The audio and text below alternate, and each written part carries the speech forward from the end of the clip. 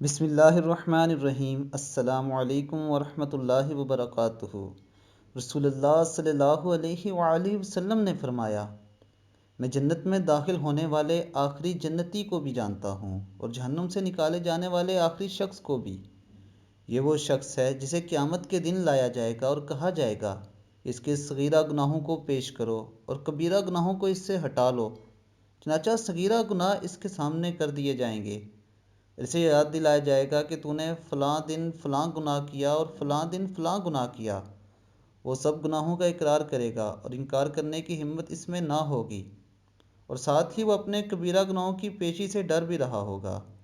لیکن پھر اسے کہا جائے گا کہ تجھے تیرے ہر گناہ کے بدلے ایک نیکی دی جاتی ہے۔ تو اب وہ گناہوں کی جگہ نیکیاں لینے کی لالچ میں کہے گا کہ اے میرے رب، میں نے تو اور بھی بہت سارے گناہ کیے ہیں جو یہاں نظر نہیں آ رہے۔ صحابی فرماتے ہیں کہ میں نے نبی اکرم صلی اللہ علیہ وآلہ وسلم کو دیکھا کہ وہ اس بات پر کھلکھلا کر ہنس پڑے، یہاں تک کہ آپ صلی اللہ علیہ وآلہ وسلم کے سامنے کے دانت مبارک نظر آنے لگے۔ سبحان اللہ۔